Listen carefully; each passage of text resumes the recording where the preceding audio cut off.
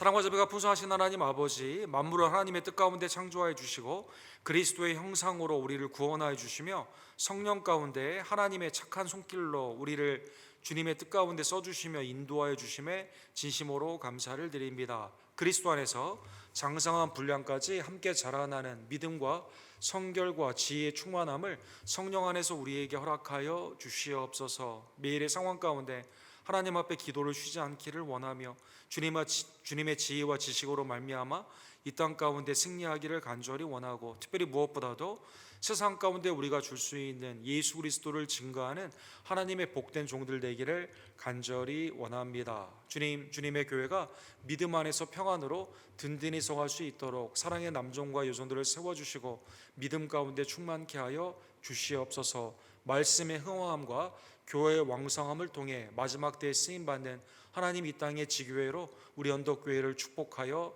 주시옵소서. 오늘 저녁에도 하나님의 전을 사모하며 믿음으로 나온 모든 발걸음들을 주님 이 시간 축복하여 주시옵소서. 그리스도 안에 속해 있는 하늘의 신령한 복으로 이 시간 충만케 하여 주시옵시고, 마음에 하나님의 사랑과 위로와 소망으로 이 시간 하나님의 은혜를 경험할 수 있도록 역사하여 주시옵소서. 사무엘서의 말씀을 통해 하나님의 은혜가 주님의 임재 가운데 우리의 회개와 믿음과 성결의 순종으로 나타남을 이 시간 말씀 가운데 가르쳐 주시고 우리의 삶을 주님 친히 인도하여 주시옵소서.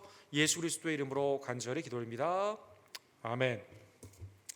하나님의 말씀은 오늘은 사무엘상 5장, 사무엘상 강의 8번째 시간으로 사무엘상 5장 6절에서 12절 다곤 신전에 있는 하나님의 언약궤의 말씀을 우리가 함께 상고하기를 원합니다. 사무엘상 5장 6절에서 12절의 말씀 우리 한 절씩 함께 교독합시다. 여호와의 손이 아스돗 사람에게 엄중히 더하사 독한 종기의 재앙으로 아스돗과 그 지역을 쳐서 망하게 하니,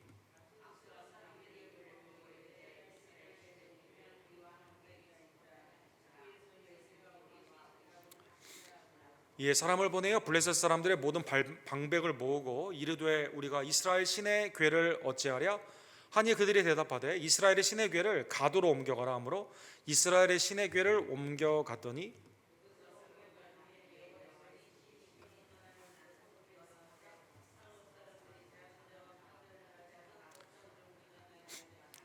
이에 그들이 하나님의 궤를 에글론으로 보내니라. 하나님의 궤가 에글론에서 이른즉 에글론 사람이 부르짖어 이르되 그들이 이스라엘 신의 궤를 우리에게 가져다가 우리와 우리 백성을 죽이려 한다 하고,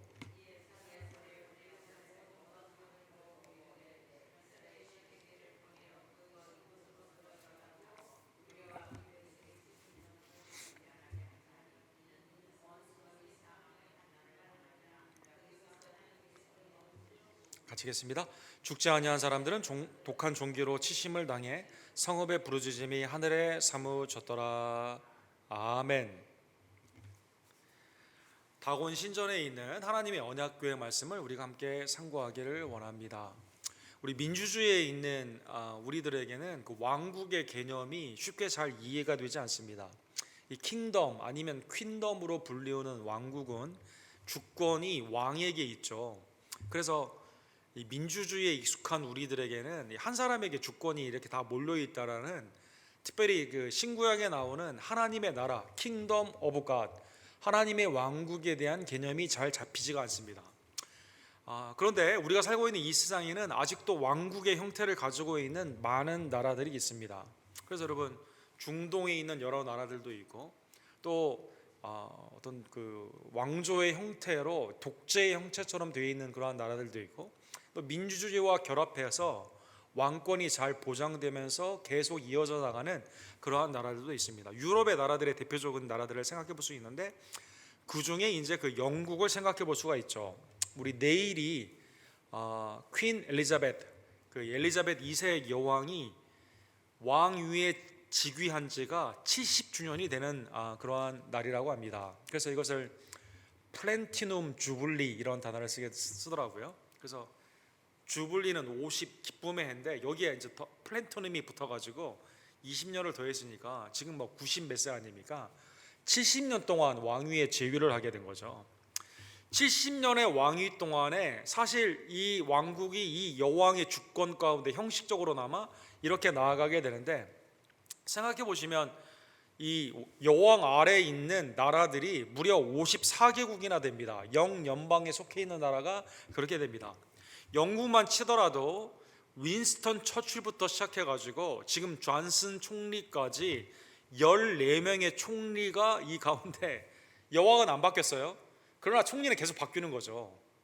그러니까 여왕의 왕권은 그대로 계속 있고 이게 밑에 있는 것만 계속 바뀌게 되는 이러한 가운데 주권의 유지가 여왕을 통해, 그러나 실제 일을 하는 사람들은 바뀌게 되는 이 모습이 나타나 있습니다. 왼쪽 지도에 보시면 이 그 54개국에 전부 다 총리 형태로 되어 있는데 170명 이상의 총리들이 지난 70년 동안 이렇게 계속 바뀌었다고 합니다. 하나님의 나라와 이 땅의 나라 두 왕국에 있는 성도의 삶을 가장 잘 표현해 주는 그러한 모습이 됩니다. 영원하신 하나님이 왕으로 계시고 우리는 그 안에서 한 세대를 살다가 하나님의 부르심을 받지만 이 세상은 계속 바뀌지만 영원한 하나님의 나라는 지속이 되며 우리도 이 땅에서 모든 사명을 다하면 하나님의 나라로 온전히 주님의 나라의 백성들로 다시 한번 영원한 생명을 우리가 누리게 되는 것입니다. 사랑하는 성도 여러분, 사사기에 있을 때 이스라엘 백성들이 사실은 가나안 땅을 온전히 정복을 했어야만 됐습니다. 그러나 온전히 정복하지 못했을 때 처음에 하나님이 정복하라고 준 그 땅에 이방 사람들과 함께 있게 됐을 때 우상을 섬기며 이방인들이 오히려 이방 사람들의 우상을 섬길 때 좋아하는 게 아니라 압제를 하는 악순환이 계속되는 것을 볼 수가 있습니다. 이것이 이제 그 사무엘상 그 사울과 다윗 왕이 재위할 때야 비로소 이게 해결이 되는데요. 그때까지는 이게 이제 악순환이 계속이 되게 되는 것이죠. 특별히 우리가 지지난주와 지난주에 본 것처럼 하나님을 경외하지 않는 엘리와 그의 그 홈리와 비나스와 같은 대제사장의 타락, 또 이스라엘이 언약궤만 갖다 주면 승리할 것 같은 하나님의 임재를 두려워하지 않고 자기가 하나님을 믿지 않아요. 그냥 미신적으로 언약궤를 써먹으려고 하는 인간의 정욕, 이 가운데 전쟁에서 크게 참패하고 언약궤를 뺏기게 됩니다. 그리고 엘리의 두 아들은 죽게 되고 엘리도 죽게 되고 또 엘리의 며느리도 그 죽으면서 아이를 낳게 되면서 이제 이가봇 하나님의 영광이 그 가운데 떠나가게 된 것입니다. 자, 이제 언약궤를 블레셋 사람들이 가져갔습니다. 오늘 본문은 그러면 블레셋 사람들은 언약궤를 어떻게 다루었을까요? 5장 1절과 2절에 보면 블레셋 사람들이 하나님의 궤를 빼앗아 가지고 에베네셀에서부터 아스돗에 이르니라. 이 5개 조그만 도시 국가로 되어 있는 그 블레셋에서 이제 그 언약궤를 가져다가 빼앗았지 않습니까? 이것을 가져다가 자신들의 신인 다곤의 신전에 이렇게 두게 되는 것이죠. 블레셋 사람들이 하나님의 궤를 가지고 다곤의 신전에 들어가서 다곤 곁에 두었다, 이렇게 나와 있습니다. 이 다곤이라는 신은 이 고고학적으로 보게 되면 이게 물고기의 형태로 되어 있는 게 이제 하나가 나와 있는데, 아마 블레셋 사람들이 해변의 그러한 민족이기 때문에 아마 거기에서 많은 어획량을 가지고 있지 않습니까? 그래서 바다를 다스리는, 거기에서 물고기를 이렇게 많이 얻기 위해서 그것을 형상화시킨 것이 아마 다곤인 것 같습니다. 물론 이 고고학적인 이 단어에서 밀의 신이다라고 불리우는 그 신도 있지만 여러 가지 그 유적들을 보게 되면 이 물고기 형태로 되어 있는 그 신을 다곤의 신전으로 삼고 블레셋에서 이렇게 섬기게 된 것이죠. 그러면 왜 블레셋의 사람들은 그 언약궤를 가져다가 자신의 신전에 놓았을까요? 그것은 고대의 하나의 문화이죠. 전쟁에 이겼을 때 전리품으로 그 나라 사람들이 섬기는 성전의 기구나 아니면 우상들을 포획해 오는 것이 그 구약시대, 신약시대도 마찬가지고 고대 전쟁의 하나의 형태였다는 것입니다. 그럴 수밖에 없는 게 그 신전은 주로 신전에 그 여러 가지를 두게 되면 금과 은, 귀중품으로 아름답게 장식하잖아요. 그 가치가 있기 때문에 이제 그걸 가져가게 되는 것이죠. 대표적인 예로 AD 70년에 디도 장군이 예루살렘을 함락을 시키게 됩니다. 그래서 디도 장군의 개선의 그 문이 있는데 거기에 문양을 보게 되면 예루살렘에 있는 성전에 있는 촛불이며 모든 금으로 되어 있는 그러한 그 예배에 쓰이는 거룩한 용기들을, 성기들을 가져다가 이렇게 포획해 가게 되는 것입니다. 이런 것처럼 자기의 신당, 다곤 신당에 이 언약궤 안에는 그 십계명, 아론의 쌍난 지팡이, 만나가 있는데, 거기에 있어서의 하나의 이것을 이스라엘의 승리를 한 다곤 신전에게 전리품으로 갖다 주기 위해서 그 안에 이제 이것을 세워 놓게 되었다는 것입니다. 3절에 보면 그 다음 날, 세워둔 다음 날에 보니까 아스돗 사람들이 가본 거예요. 가보게 되니까 다곤이 여호와의 궤 앞에서 엎드린다는 것은 경배를 의미하는데, 자기 신이, 다곤 신이 언약궤 앞에 예배하는 모양으로 이렇게 쓰러져 있다는 것입니다. 그 얼굴이 땅에 닿은지라 그들이 다곤을 일으켜 다시 그 자리에 세웠다, 이렇게 되어 있습니다. 사랑하는 성도 여러분, 하나님께서 이스라엘 백성들을 출애굽을 한 이후에 시내산에서 십계명을 주시게 되죠. 하나님이 직접 손으로 쓰셔가지고 모세에게 이제 너희는 말씀의 나라, 제사장의 나라, 십계명을 40일 동안 이제 그 금식을 하며 모세에게 이제 그때 주게 됩니다. 이제 그 받은 날이 여러분 초실절, 오순절 아닙니까? 그래서 이스라엘이 말씀의 나라로 시작하는 그날, 이게 이제 신약으로 오게 되면 오순절에 성령이 임하게 되면서 교회가 새로운 공동체로 시작되게 되는 새로운 하나님의 나라가 나타나게 되는데, 이때 십계명의 가장 중요한 건 뭘까요? 너는 나 외에 다른 신을 내게 두지 말라. 너를 위하여 새긴 우상을 만들지 말고 위로 하늘에 있는 것이나 아래로 땅에 있는 것이나 땅 아래 물 속에 있는 것에 어떤 형상도 만들지 마라, 이렇게 되어 있습니다. 사랑하는 성도 여러분, 십계명의 가장 중요한 이것은 이스라엘에게만 주었다, 독특하게 주었다라고 해석할 수도 있지만 모든 만물을 창조하신 하나님만이 유일한 하나님이시거든요.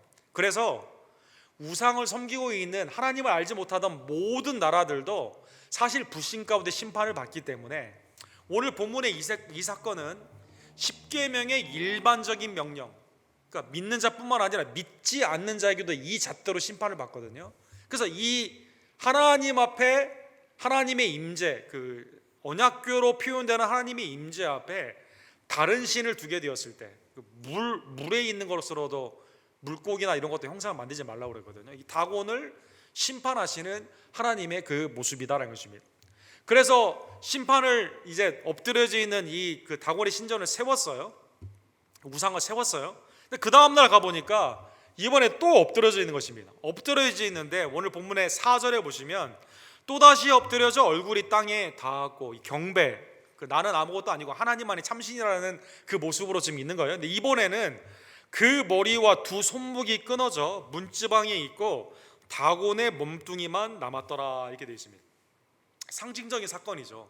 그냥 단순히 엎드려져 있는 게 아니라 이 머리가 없어요. 머리가 잘라나갔습니다. 이 구약에 보면 머리는 지혜, 권위를 의미하지 않습니까? 이 뜻은 뭘까요? 죽은 이 다곤은 머리가 없어요. 지혜가 없다는 것입니다. 권위가 없다는 것입니다. 손은 성경에 보면 어떤 걸 나타냅니까? 능력을 의미하죠. 손목이 잘려갔다는 뜻은 뭘까요? 다곤은, 우상은 뭐가 없어요? 능력이 없다는 것입니다. 사랑하는 성도 여러분, 그 다음에 문지방은 하나의 영역을 나타내는 거거든요. 문턱이 중요하거든요. 거기에 이렇게 끊어져 문지방에 있었다, 이렇게 나와 있거든요. 이 뜻은 뭐냐면 권위에, 자기가 할 수 있는 능력의 제한 구역 안에 보호할 수 있는 이 범위를 의미하게 되는 이것 가운데 보호할 수 있는 능력이 없다는 것입니다.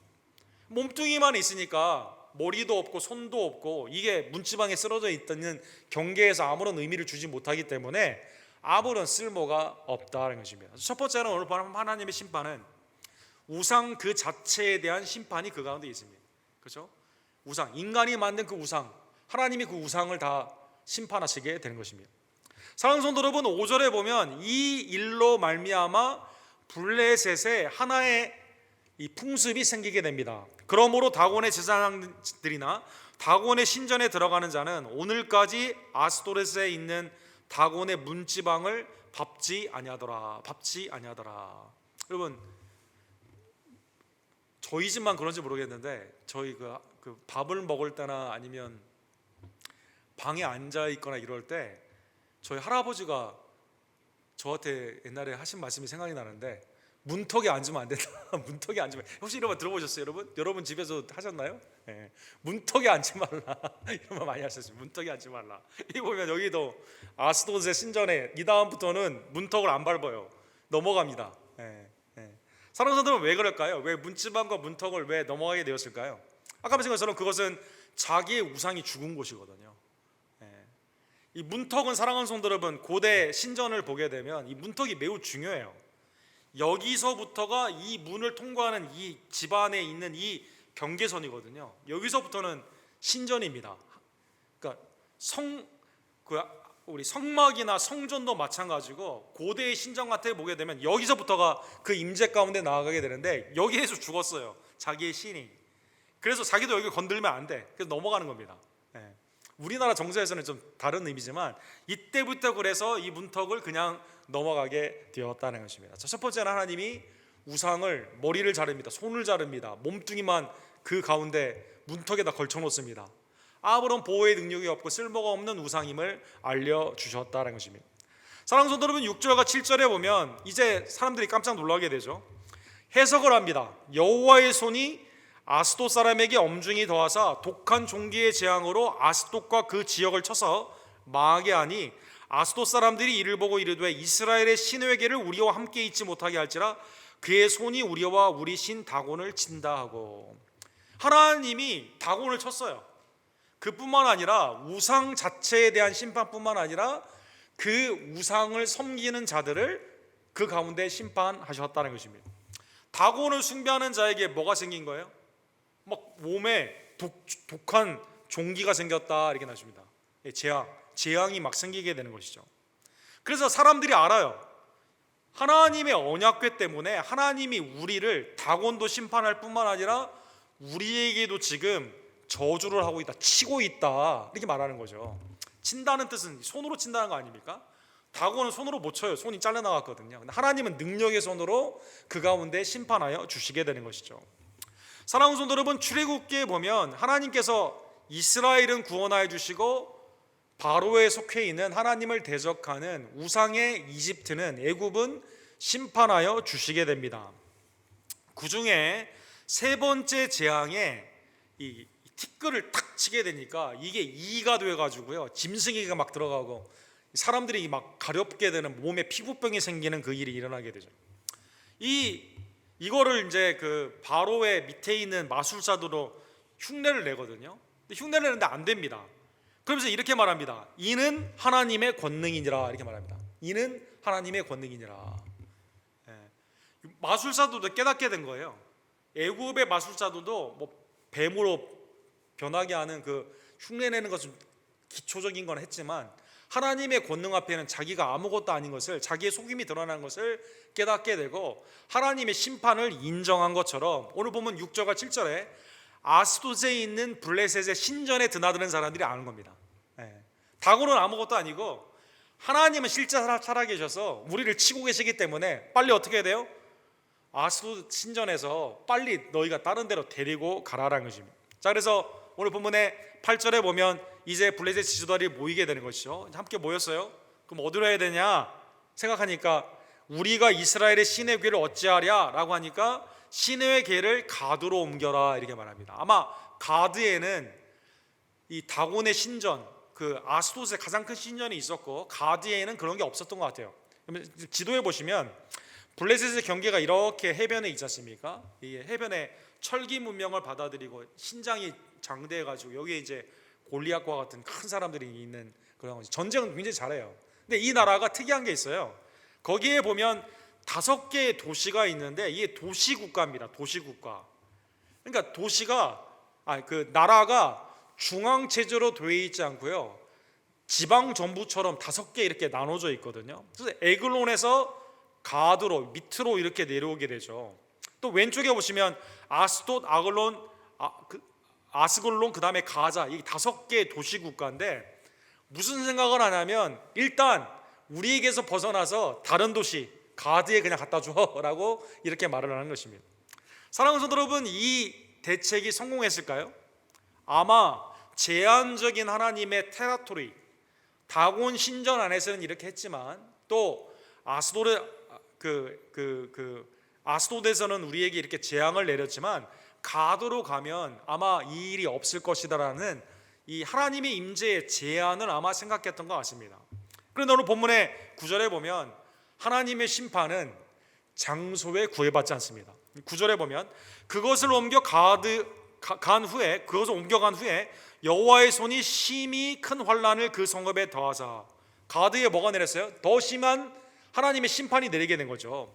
성읍 사람들의 작은 자와 큰 자가 다쳐서 독한 종기가 나게 하는지라. 이 동네를 옮겼다고 그래서, 나라를 옮겼다고 그래서 하나님의 심판이 머무는 게 없어지는 게 아니라 하나님의 심판이 우상을 섬기는 자에게 지역에 관계없이 완전히 함께 들어가게 되는 것이죠. 사랑하는 성도 여러분, 하나님은 이 건물 안에, 예를 들어서 우리가 1353 위티 77055 이렇게 여기 우리 주소가 그러지 않습니까? 여기 안에 있을 때는 좀 거룩하고, 이 바깥으로 나아갈 때는, 이 문지방을 바깥으로 넘어갔을 때는 우리가 하나님의 임재 없이 살아갈까요? 그렇지 않죠. 하나님의 임재는 편만하시기 때문에 어디에 가든지 우리는 하나님의 존전, 코람되어 주님 앞에서 우리는 살아가게 되는 거죠. 블레셋 사람들은 그런 개념이 없었다는 것입니다. 이스라엘도 이런 개념이 굉장히 없었어요. 그래서 단순히 성전에서 하나님만 계시기 때문에 성전 안에서 그냥 예배하고 내 바깥에서는 내 마음대로 산다라고 생각을 많이 했었습니다. 사랑하는 성도 여러분, 역대하 20장 9절에 보면 이때 이스라엘이 아람으로부터 큰 환난을 당하게 됩니다. 여호사밧이 이때 깨닫게 되는 거예요. 이 전쟁이 왜 일어나며 우리가 이 위기 가운데 해야 될 일은 뭐냐. 역대하 20장 9절에 이렇게 되어 있습니다. 만일 재앙이나 난리나 견책이나 전염병이나 기근이 우리에게 임하면 주의 이름이 이 성전에 있으니 우리가 이 성전 앞과 주 앞에 서서 이 환난 가운데 주께 부르짖은즉 들으시고 구원하시리라. 여호사밧의 신앙은 무엇이었을까요? 죄의 결과로 말미암아 전쟁, 전염병, 기근이 임하게 되었는데 이때 어떻게 해야 돼요? 하나님 앞에 우리의 죄를 회개하고 주님만이 구원주가 되심을 온전히 주님 앞에 맡게 하면 된다는 것입니다. 그래서 여호사밧이 이 전쟁에 어떻게 이길 수 있었을까요? 온 백성이 여호사밧을 중심으로 해서 회개함으로 말미암아 이 전쟁에서, 환난에서 하나님의 구원을 받았다는 것입니다. 즉 블레셋이 잘못 생각한 건 뭡니까? 하나님을 섬기지 않거든요. 다곤을 섬기거든요. 이 재앙에서 벗어나는 방법은, 심판에서 벗어나는 방법은 뭡니까? 언약궤를 다른 곳에 보낸다고 되는 게 아니에요. 하나님께 돌아와 하나님께 죄를 회개하고 주님 앞에 온전히 용서를 구해야만 된다는 것입니다. 하나님의 심판은 장소와 관계가 없습니다. 사랑하는 성도 여러분, 10절에 보면 언약궤를 그래서 또 한 번 옮기게 됩니다. 에글론으로 다시 이제 가게 되는 것이죠. 이에 그들이 하나님의 궤를 에글론으로 보내니라. 하나님의 궤가 에글론에 이른즉 에글론 사람들이 부르짖어 이르되 그들이 이스라엘 신의 궤를 우리에게 가져다가 우리와 우리 백성을 죽이려 한다 하고. 아까 말씀 것처럼 이 지도에 나와 있는 것처럼 도시국가이기 때문에 서로 블레셋 사람들 안에 화합이 안 돼요. 이거 왜 우리한테 가져왔냐, 우리를 죽이려고 하는 거 아니냐라고 하면서 사람들이 여기에서 이제 환난 가운데 자기의 나름대로 불평과 원망을 하게 됩니다. 자, 그러면 이스라엘과 블레셋에 여기에서 우리에게 공통점이 있는 것을 볼 수가 있습니다. 공통점. 하나님의 임재인 언약궤를 어떻게 다룰까요? 주술과 미신적으로 다루게 된다는 거예요. 주술과 미신적으로. 이스라엘 백성들은 환난 때 언약궤만 갖다 놓으면 승리할 줄 알았지 않습니까? 블레셋 사람들도 이 언약궤 앞에 하나님이 왜 이렇게 하시는지 자기의 삶을 뒤돌아보지 않고 언약궤만 이거 치우면 된다라고 생각하는 거예요. 임재를, 하나님의 임재를 물리적인 이 언약궤 안에 내가 여기에서 멀리 있으면 된다라고 생각하는 겁니다. 이스라엘은 반대로 주술적으로 이걸 갖다 주면 나는 여기 믿지 않지만 하나님을 경배하지 않고 내 탐욕의 인생 가운데 살지만 홈리와 비느하스가 이 언약궤 가져오면 승리할 수 있다고 생각한다는 것입니다. 하나님을 경외하지 않고 자기를 돌아보지 아니하며 우상을 섬기듯 언약궤를 대하고 있다는 것입니다. 놀랍게도 이스라엘의 당시의 신앙이 블레셋과 똑같다는 것입니다. 블레셋과 똑같다는 것입니다. 하나님을 샤머니즘적으로 내가 원하는 내 탐욕 가운데 다루고 있다는 것입니다. 사랑하는 성도 여러분, 11절과 12절에 보면 여러 계책을 내지만 해결이 되지 않습니다. 결국은 어떻게 할까요? 결론을 내리는데 어떻게 결론을 내리냐면, 그러면 그냥 이스라엘에 도로 갖다 주자, 이렇게 결론이 된 겁니다. 이스라엘의 신의 길을 보내어 그 있던 곳으로 돌아가게 하고, 11절에 보면 우리와 우리 백성이 죽임당함을 면하게 하자 하니 이는 온 성읍이 사망의 환난을 당함이라.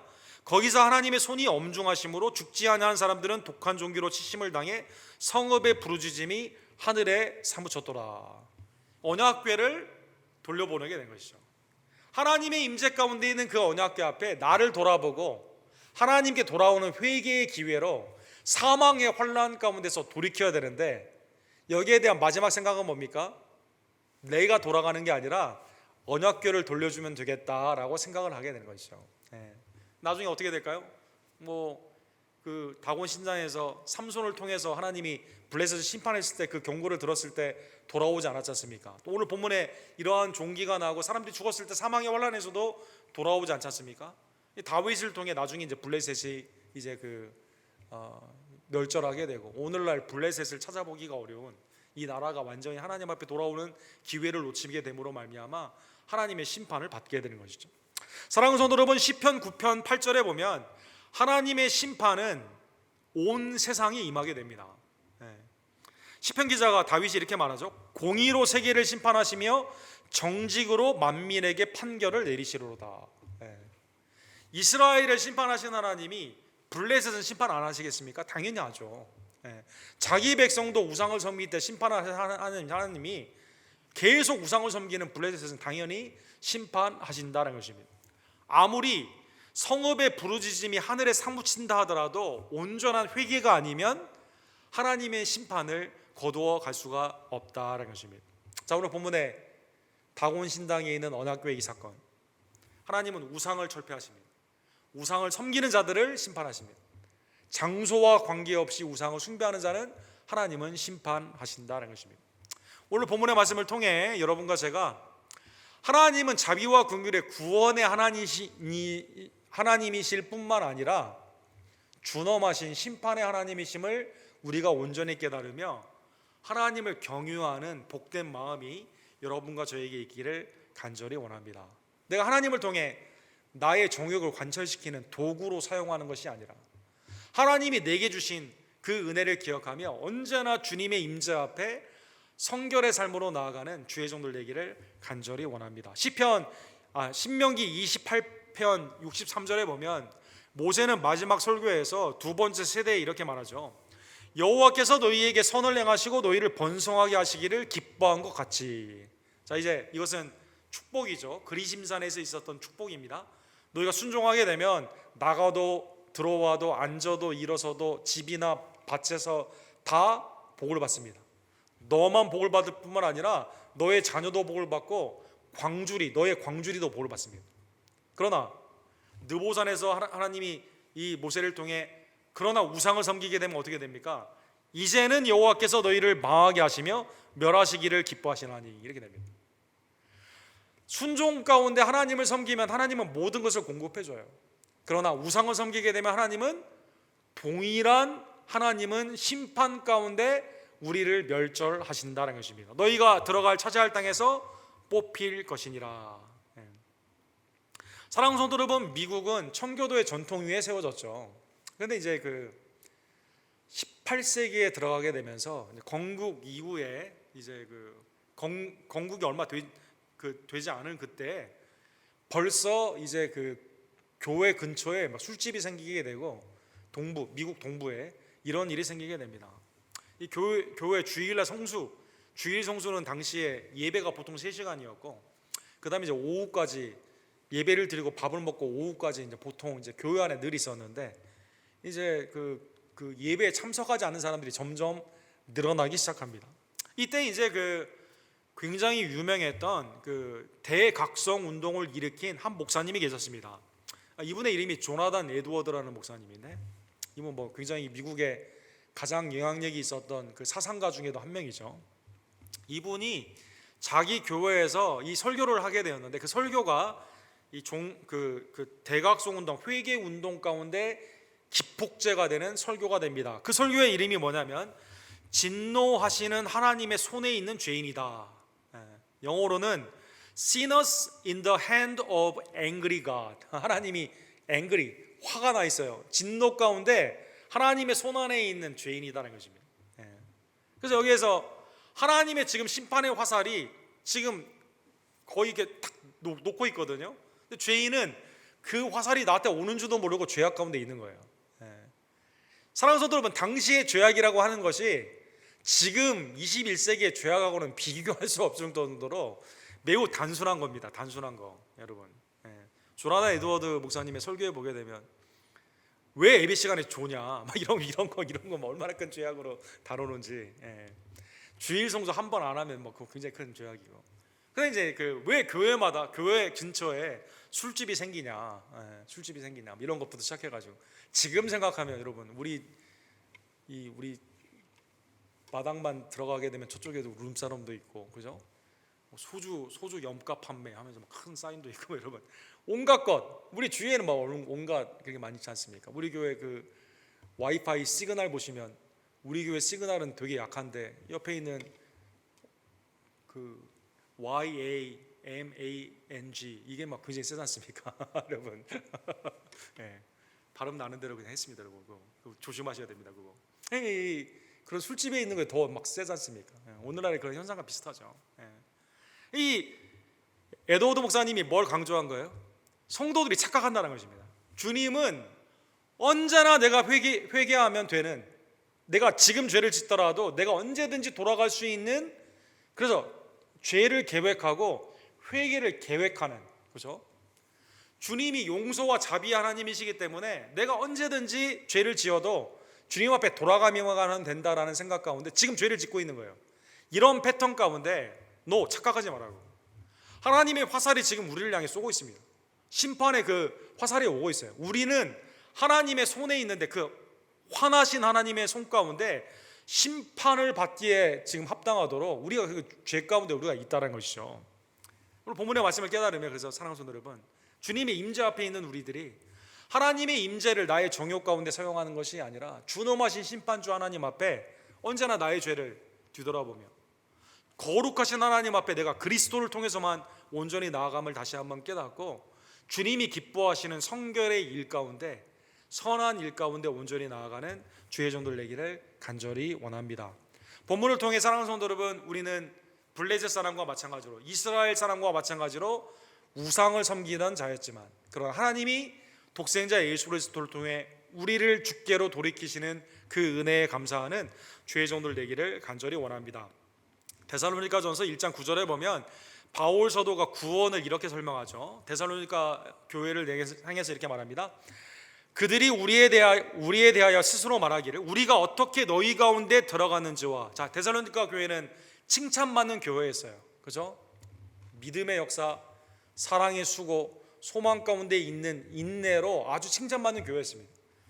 사람들이 물어보는 거죠. 데살로니가에 있는 교인들이 어떻게 하나님께로 돌아왔냐. 이것을 지금 데살로니가 교인들에게 칭찬해 주기 위해 쓴 부분이에요. 이 부분이 너희가 어떻게 우상을 버리고 하나님께로 돌아와서 살아계시고 참되신 하나님을 섬기는지와, 또 죽은 자들 가운데 다시 살아나신 그의 아들이 하늘로부터 강림하시는 것을 너희가 어떻게 기다리는지를 말하니 이는 장래의 노하심에서 우리를 건지시는 예수니라. 이렇게 말하고 있습니다.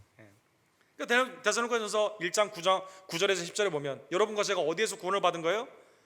장래에 우리를 노하시는 하나님의 심판에서 구원을 받았는데, 누가 우리를 어떻게 구원했냐?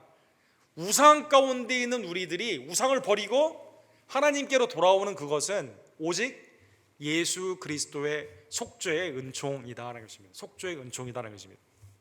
여러분, 이무영이라는 비교 종교학자가 쓴 한국의 샤머니즘과 분석 심리학이라는 책이 있습니다. 여기 보면 한국에 이제 그 선교사님들이 한국에 갔는데 그 당시 이제 기록을 말하는 거예요.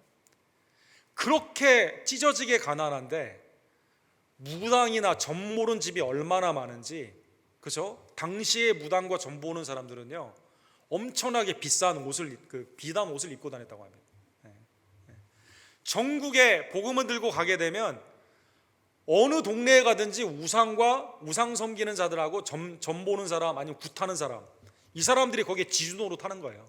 근데 이게 어떻게 우상의 나라, 샤머니즘의 나라였던 우리나라가 어떻게 하나님께로 돌아왔을까요?